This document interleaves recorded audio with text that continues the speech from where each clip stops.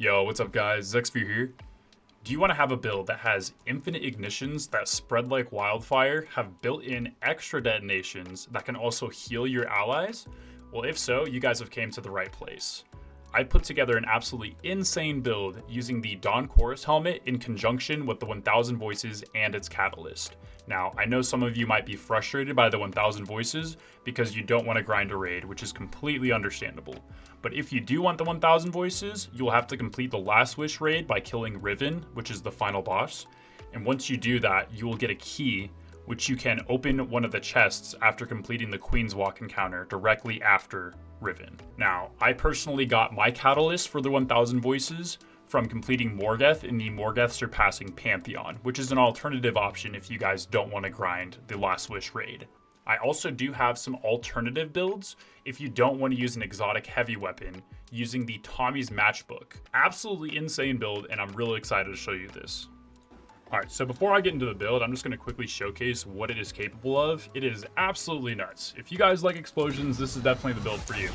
So, pop heat rises, hit a little Icarus dive here, get ignition on this guy, just going to ignite the next guy, this is going to cause a War Mind Cell explosion. You guys kind of get the gist, right? It's absolutely nuts. And I also get like infinite incinerator snaps to just cause more ignitions. Like I literally just threw it and I already have it back. You see how fast I'm getting back my melee, dude? It's wild.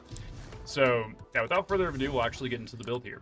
All right, so getting into the build, we are going to be using Dawn Chorus. We're going to ignore the first part here because we're actually using Song of Flame in the build today. So our Scorch deals additional damage and builds to more powerful ignitions. And it also has an additional bonus, which states dealing damage with Scorch or ignitions grants us additional melee energy, which is very good. That's one of the many reasons why we have so many melees here. I'm also using this in conjunction with Heat Rises. So you basically consume your grenade and you'll start floating around. You can fire weapons, melee, and throw grenades while gliding. So you consume your grenade and releases a burst that cures you and nearby allies. And the strength of the burst is increased when we use a healing grenade. And while you're airborne, it increases the duration of Heat Rises and grants you melee energy when you get a kill, which is really cool. And then I'm also using this in conjunction with Hellion. This is going to allow us to get a bunch of ignitions. It also synergizes with the build like crazy. And the class ability of choice is going to be Phoenix Dive for two reasons. One of which, while Heat Rises is active, you gain restoration while diving, and you're also going to scorch targets upon landing. So you pop Heat Rises, do your Phoenix Dive into an enemy,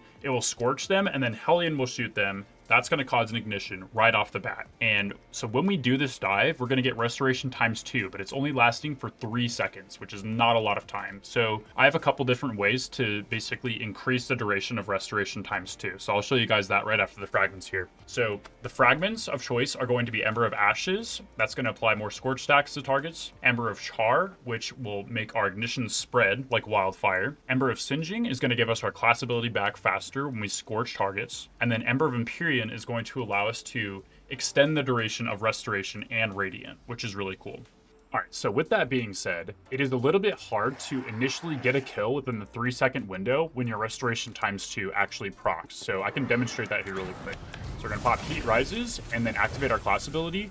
As we activate our Phoenix Dive, the restoration ×2 counter starts. You have 3 seconds to get a kill in that short little window. So it can be a little bit hard initially to get those kills, but I do have a couple different strategies that you guys can use to basically snowball this effect and have infinite restoration ×2. So what you're going to want to do is cast your Heat Rises, pull out your 1000 Voices, or you can also do this with an Area Denial Frame or Dragon's Breath. So you're going to basically be floating in the air, you're going to launch this off, and then immediately Phoenix Dive afterwards. So those kills basically start as you're in the Phoenix Dive. So now, as you can see, we have 12 seconds of restoration ×2, and all we have to do is get a solar ability final blow or solar weapon final blow, and we will have infinite restoration ×2.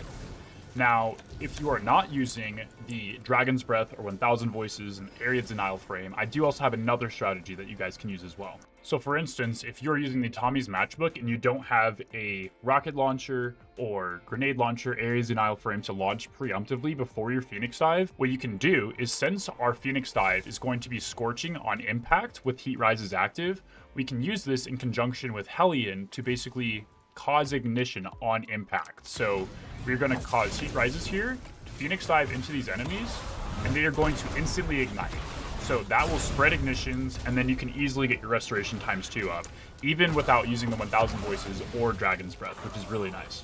Alright, so you guys might be curious how we're actually going to be getting Radiant to benefit from Ember of Empyrean, and that is going to be from our artifact of choice, which is going to be the Hunter's Journal.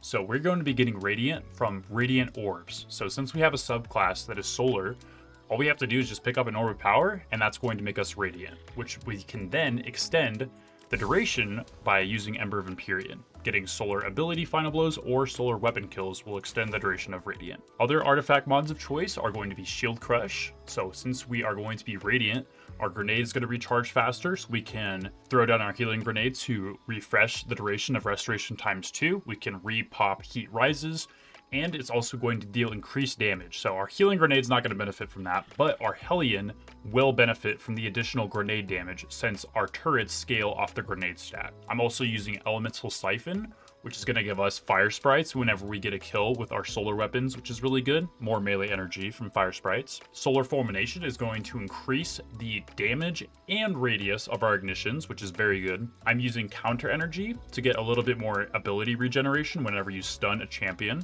And then obviously we already talked about Radiant Orbs. Energy Diffusion Substrate gives us a little bit of damage reduction, which is always welcome. And then we're using Press of the Advantage for additional weapon stability, handling, and reload speed whenever you break a combatant's shield.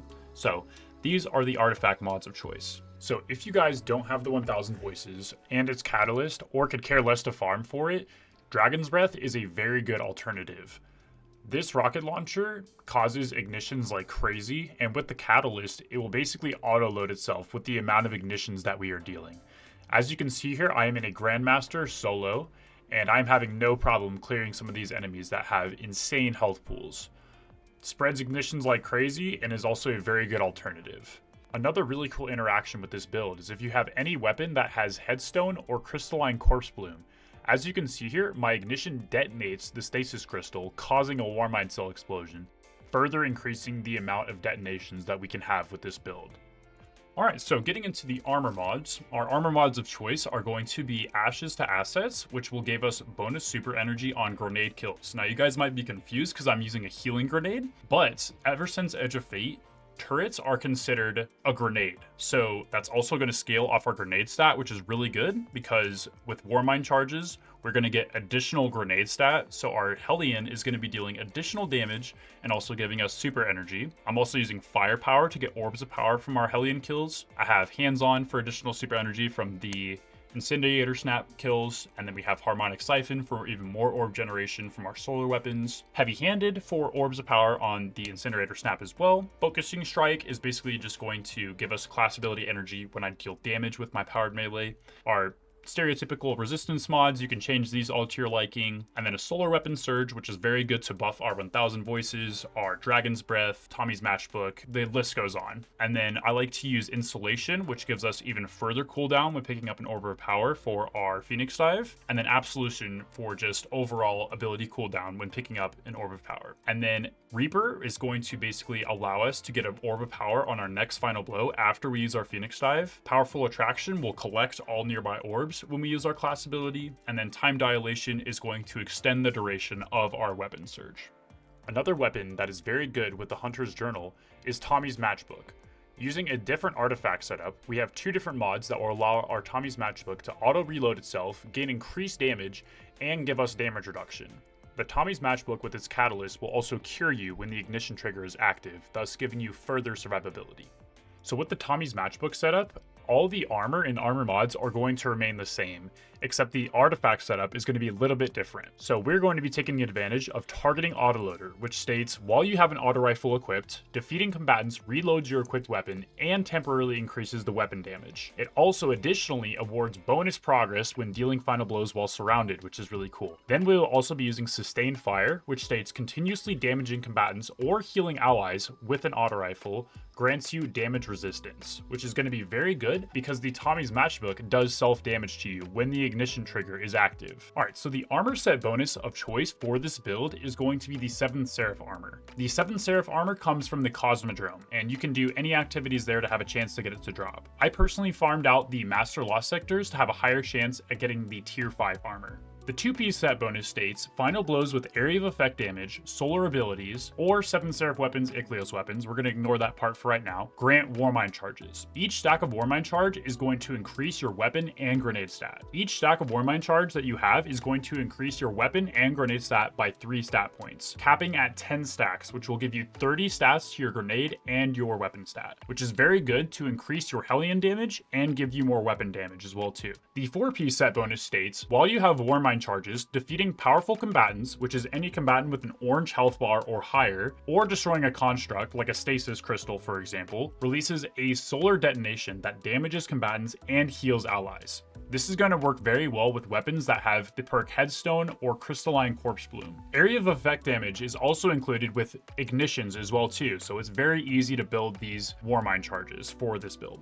So the weapons of choice for both of these builds is going to vary depending on your personal preferences and what activities you are participating in. I personally like to do Master and Grandmaster content, so I need to keep in mind what champions are going to be present. The 1000 Voices and the Dragon's Breath both stun unstoppable champions and cause ignitions, which is extremely nice. I've also been using the Motif 41, which is a area denial frame solar grenade launcher that also has incandescent on it, so it's extremely good for ad clear and it can stun overload champions. I've also been using auto-loading holster, so I can just spray it all over the place and then stow it and forget about it, and then it'll be reloaded when I pull it back out. You can also get heal clip in the 3rd column, which is also pretty beneficial if you can't keep your restoration times 2 up at all times. This grenade launcher can be found from any ops activities, so you can do fire team ops, pinnacle ops. Zavala also has it in his inventory occasionally as well too, so keep your eyes out for that. I've also been using any stasis weapons that have Headstone and an explosive perk in the 4th column. This could be Meganora or Firefly. This basically allows your explosive perk to detonate the stasis crystal, cause an explosion from the trait, and then also cause a Warmind cell explosion, causing 3 explosions with 1 headshot, which is absolutely satisfying. The Hailing Confusion can be found anywhere on Europa. I've also been using the Solemn Remembrance. This is a hand cannon that you can get from comp. You just have to complete all 7 of your placement matches, and then you can use Crucible Engrams at Shaxx to get your desired roll. This one comes with Firefly and Headstone, which can also have that same interaction of the triple explosion headshots. I also want to farm for the Aes Luna. That one comes from the Grasp of Avarice dungeon. I feel like that one will be a little bit better than the Precision Frame hand cannon just because I don't like the recoil and damage of this weapon.